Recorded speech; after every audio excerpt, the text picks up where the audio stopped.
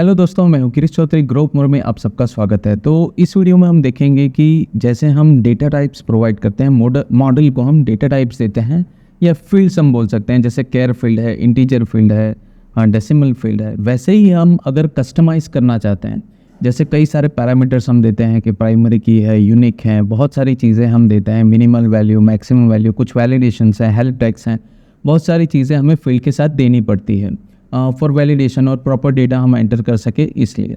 पर बेसिकली अब सोचो कि हर बार मुझे ये देनी पड़ती है, जैसे कि नेम में है, ईमेल में है।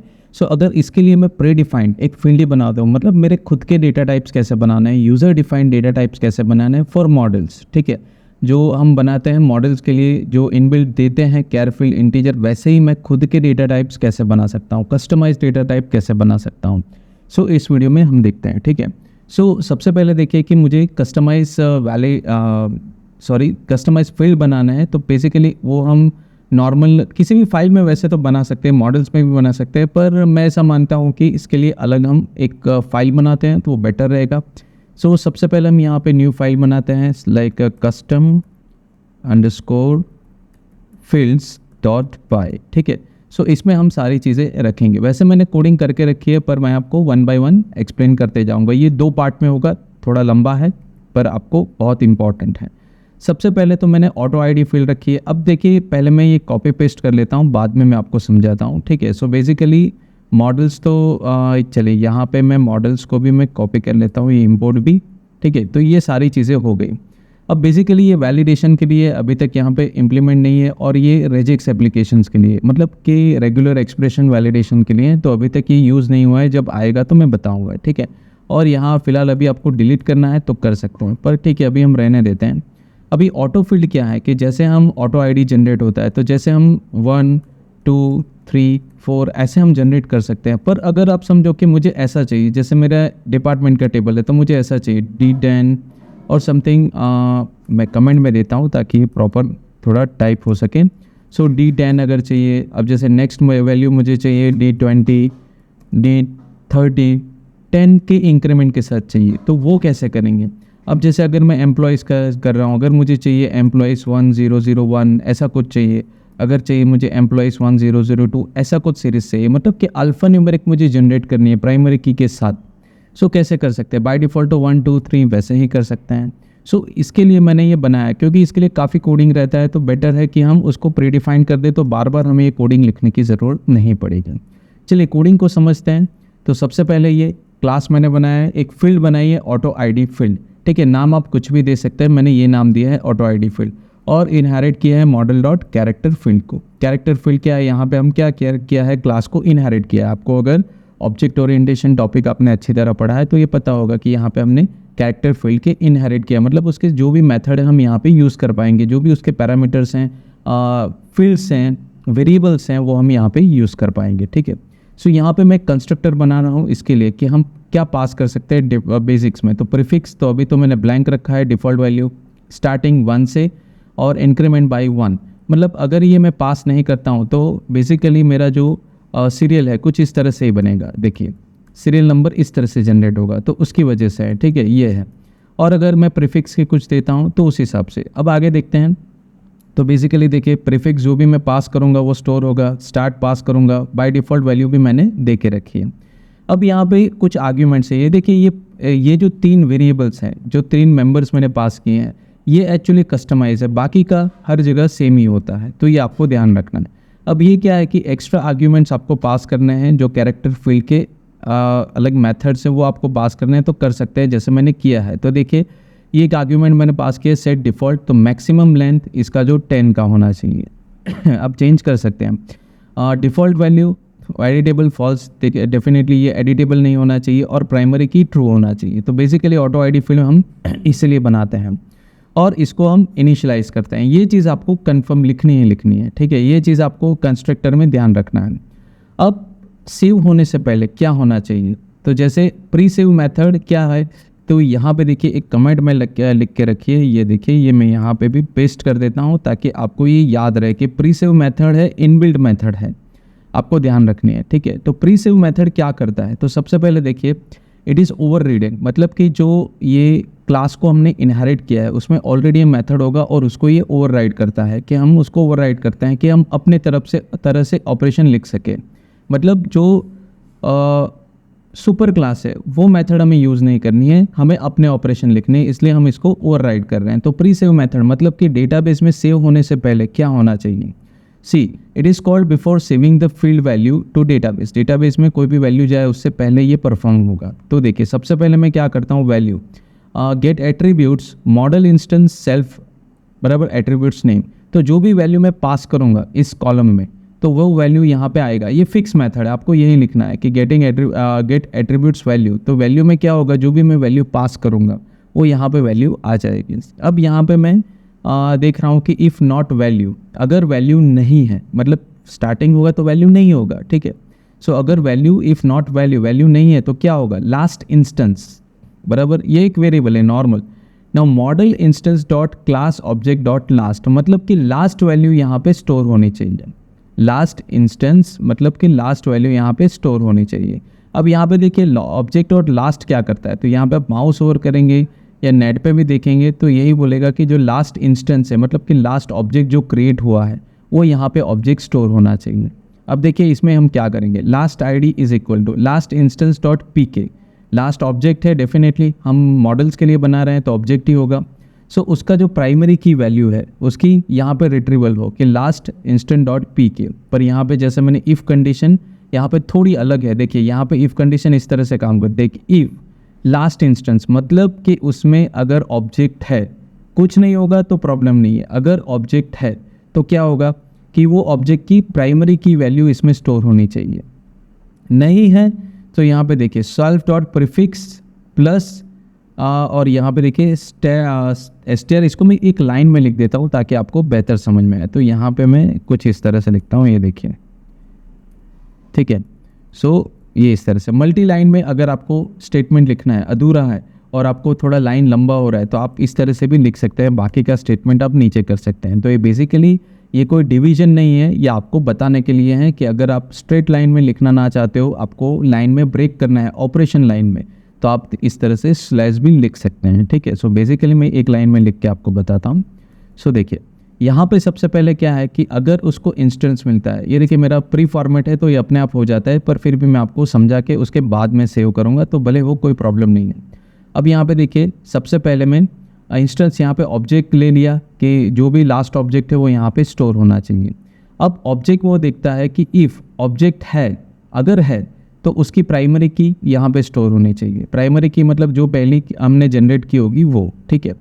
और नहीं है तो क्या होना चाहिए, सेल्फ डॉट प्रीफिक्स। प्रीफिक्स अभी क्या है, ब्लैंक है, हम जो भी देंगे तो prefix plus string self dot start मतलब कि स्टार्ट की वैल्यू, मतलब कि अगर हमने प्रीफिक्स ई दिया है, समझिए ई दिया है तो यहाँ पे ई प्लस क्या करेगा, सेल्फ डॉट स्टार्ट, स्टार्ट में अभी क्या है 1 है, ठीक है, minus self dot increment by में अभी 1 है, ठीक है। तो यहाँ पे इंक्रीमेंट बाय वो क्या कर देगा 0। सो मतलब यहाँ पे 1 - 1 मतलब यहाँ पे ई 0 स्टोर कर देगा। अब क्यों कर देगा वो बात की बात है, पहले यहाँ पे आप समझिए कि ये किस तरह से काम करता है। फिर से एक बार मैं ट्राई करता हूँ, समझ आता हूँ। यहाँ पे देखिए लास्ट इंस्टेंस में हमने क्या कॉल किया है, सबसे पहले तो यहाँ पे वैल्यू हमने गेट एट्रीब्यूट वैल्यू ले ली है। अगर इफ़ नॉट वैल्यू मतलब वो वैल्यू नहीं है तो डेफिनेटली ऑब्जेक्ट ही होगा। तो यहाँ पे देखिए लास्ट इंस्टेंस में एक ऑब्जेक्ट हम बना रहे हैं, so model instance dot class object से प्रीबिल्ड मेथड है। तो यहाँ पे लास्ट ये मेथड क्या करेगा, ये आपको फिक्स ही रहेगा हर बार। ये मेथड क्या करेगा, जो आपका लास्ट ऑब्जेक्ट क्रिएट होगा वो यहाँ पे स्टोर करेगा। अब यहाँ पे हम एक वेरिएबल ले रहे हैं, लास्ट आईडी हम स्टोर कर रहे हैं। लास्ट आईडी में क्या स्टोर होगा कि इफ़ लास्ट इंस्टेंस, अगर लास्ट इंस्टेंस में कुछ है तो उसकी प्राइमरी की स्टोर होगी। अगर सपोज अब ऐसा मान लेते हैं कि लास्ट इंस्टेंस में कुछ है तो वो प्राइमरी की कुछ इस तरह से स्टोर होगी, अगर होगी तो, नहीं तो कुछ नहीं होगा, ठीक है। अगर नहीं है तो क्या करना है, तो सबसे पहले प्रीफिक्स लो, तो मतलब प्रीफिक्स मैंने ई पास किया है तो ई लोगे, अगर आपने ईएमपी पास किया है तो ईएमपी लेगा, जो भी प्रीफिक्स आपने यहाँ पे पास किया होगा ईएमपी में वो लेगा, ठीक है, यहाँ प्रीफिक्स में। तो सपोज मैंने ई पास किया है तो ई लिया, प्लस सेल्फ डॉट स्टार्ट की वैल्यू क्या है 1 और सेल्फ डॉट इंक्रीमेंट बाय क्या है 1, तो 1 - 1 करेगा और 0, तो इसके साथ ये 0 अटैच कर देगा। मतलब कि यहाँ पे आप देख सकते हैं कि जो लास्ट आईडी में अभी फ़िलहाल क्या स्टोर है, E0 स्टोर है। चलिए अब आगे जाते हैं। अब लास्ट आईडी वापस अपग्रेड होता है, दैट इंटीजर में कन्वर्ट करता हूँ मैं। So last ID dot replace, so basically मुझे इसमें एक इंक्रीमेंट करना है, पर जैसे E0 में मैं इंक्रीमेंट नहीं कर सकता। क्यों? क्योंकि ये इंटीजर वैल्यू नहीं है, ये एक्चुअली अल्फा न्यूमेरिक वैल्यू है। सो मुझे इसमें से E निकालना पड़ेगा, मतलब ये मेरा प्रीफिक्स है, उसको निकालना पड़ेगा। सो मैं क्या करता हूँ, that last ID dot replace मैं करूँगा किसको, सेल्फ डॉट प्रीफिक्स, मतलब लास्ट आईडी में अभी मेरा क्या है, E0 है, तो उसमें मैं क्या रिप्लेस कर रहा हूँ, प्रीफिक्स को ब्लैंक से रिप्लेस कर रहा हूँ। सो यहाँ पे जब मैं करूँगा तो बेसिकली प्रीफिक्स में तो मेरा E लिखा होगा यहाँ पे, तो बेसिकली ये E रिप्लेस हो जाएगा किससे, ब्लैंक स्पेस से, और इंटीजर में वैल्यू कन्वर्ट हो जाएगी। सो बेसिकली अब मेरे लास्ट आईडी में यहाँ पे स्टोर होगा, दैट इज़ यहाँ पे अब मैं होगा स्टोर 0 स्टोर होगा, क्योंकि E तो निकल गया होगा, तो मेरा लास्ट आईडी क्या स्टोर होगा, 0 स्टोर होगा। ये आपको ध्यान में रखना है, ठीक है। तो ये इस तरह से काम करेगा, इसको मैं नीचे लिख देता हूँ, ठीक है।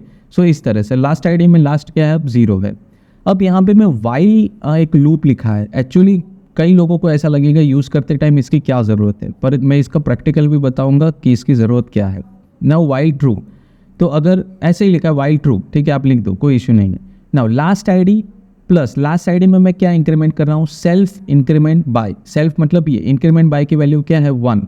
तो लास्ट आईडी में अब क्या स्टोर होगा, तो लास्ट आईडी में अब स्टोर होगा, यहाँ पे मैं बोल देता हूँ कि लास्ट आईडी में स्टोर होगा 1, क्योंकि लास्ट आईडी तो अभी 0 है, तो अगर इंक्रीमेंट में 1 है तो 1 स्टोर होगा, 10 है तो 10 स्टोर होगा, ठीक है।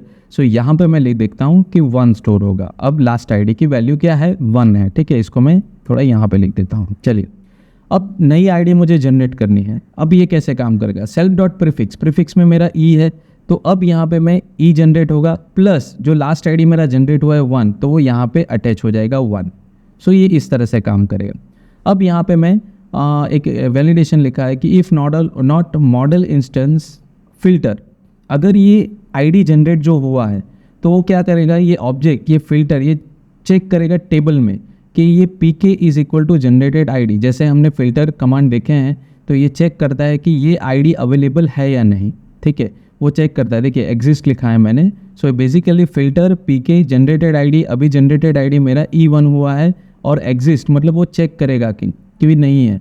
अगर नहीं है तो ही वो अंदर जाएगा, अगर है तो वो निकल जाएगा। तो यहाँ पे क्या करेगा कि इफ़ नॉट, अगर ये एग्जिस्ट नहीं है तो क्या करेगा, value is equal to generated ID, value में क्या स्टोर कर देगा, E1। तो यहाँ पे वैल्यू की वैल्यू क्या हो जाएगी, E1 हो जाएगी, ठीक है।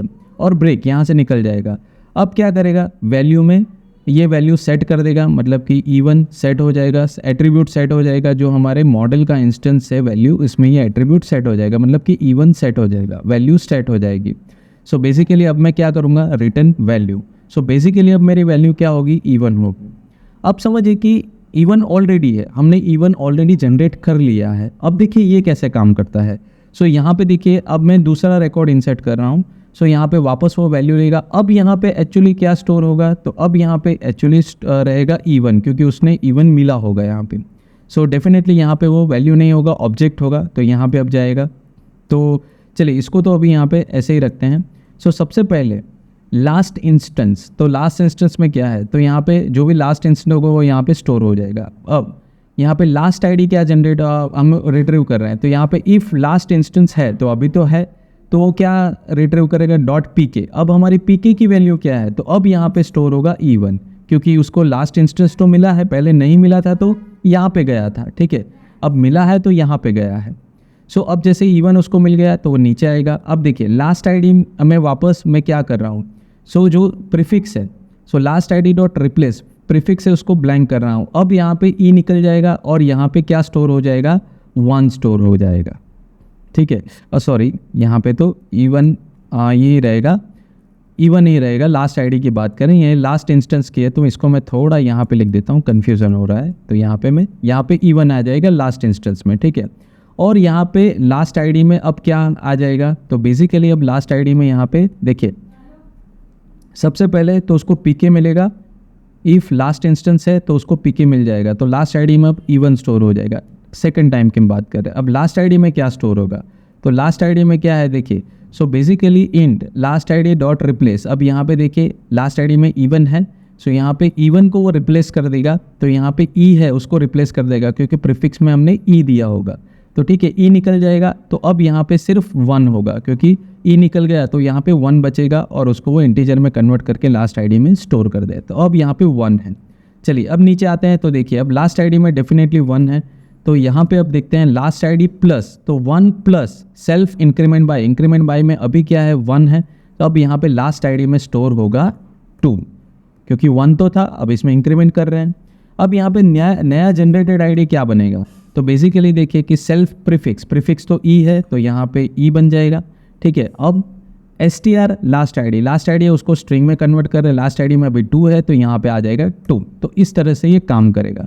अब देखिए जनरेटेड आईडी बन गया, तो इफ़ नॉट यहाँ पे अगर एग्जिस्ट नहीं है, मतलब E2 अवेलेबल नहीं है, वो वही चेक कर रहे हैं हम। देखिए जनरेट आईडी अवेलेबल नहीं है अगर टेबल में, तो ठीक है यहाँ पे वैल्यू में हम स्टोर कर देते हैं जनरेटेड आईडी, तो बेसिकली अब वैल्यू में स्टोर हो जाएगा E2। ठीक है, इस तरह से काम करेगा और ब्रेक हो जाएगा।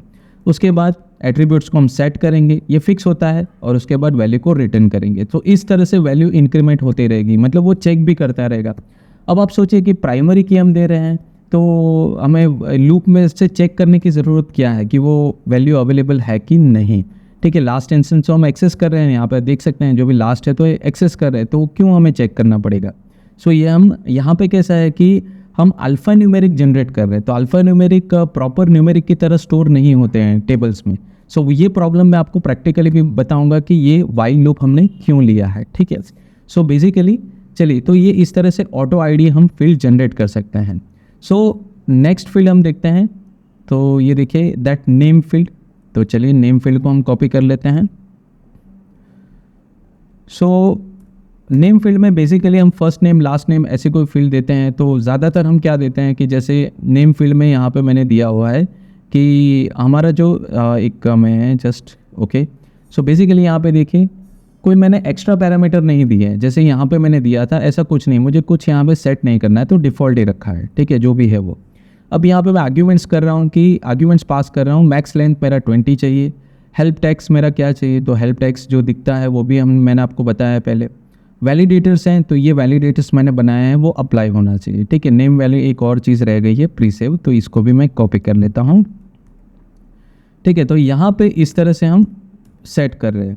अब बेसिकली कई सारे स्टूडेंट्स सवाल पूछते हैं कि ये आर्ग्यूमेंट्स हमें कैसे पता चलेगी कि कौन से हैं। सो बेसिकली ये वही है जो मॉडल में आप पास करते हो। ठीक है, मॉडल के जो डिफ़ॉल्ट आर्ग्यूमेंट्स है वही है सारे। अगर आपको देखना है तो देखिए, जब आपने प्रीवियसली कोई मॉडल बनाए होंगे, ऑलरेडी हमने बनाया है, देखिए मॉडल में ही मैं आपको बताता हूँ। सो ये मॉडल में जैसे कैर फील्ड बनाया, अगर इसमें आप माउस ओवर करोगे तो ये देखिए कई सारे आर्ग्यूमेंट्स है, तो यही सारे आर्ग्यूमेंट्स आपको पास करने हैं। तो इसके लिए आपको कुछ याद रखने की ज़रूरत नहीं, आप नेट से भी रेफरेंस ले सकते हैं। ठीक है, जैसे अभी डेसिमल फील्ड है, तो इसके ये देखिए डिफ़ॉल्ट आर्ग्यूमेंट्स है, तो यही एज ए आर्ग्यूमेंट्स आपको पास करना है, आप अपने खुद के आर्ग्यूमेंट्स नहीं बना सकते हैं। ठीक है, तो यहाँ पे देखिए, चलिए अब यहाँ पे आ जाते हैं, इसको मैं मिनिमाइज़ करता हूँ।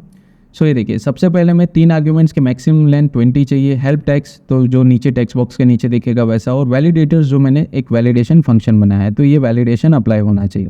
और ये जैसे मैंने कहा इनिशियलाइज करता है, ये आपको फिक्स रखना है। एक वैलिडेशन मैं बना रहा हूँ, उसमें सेल्फ और वैल्यू जो भी पास होगा उसको चेक करना है कि अगर वैल्यू की लेंथ 2 से कम है और 20 से ज़्यादा है तो एरर रेज होनी चाहिए, जो हमने पाइथन में रेज एरर, तो वैसे ही कि यूज़र को डेवलपर को दिखनी चाहिए कि नेम मस्ट बी 2 to 20।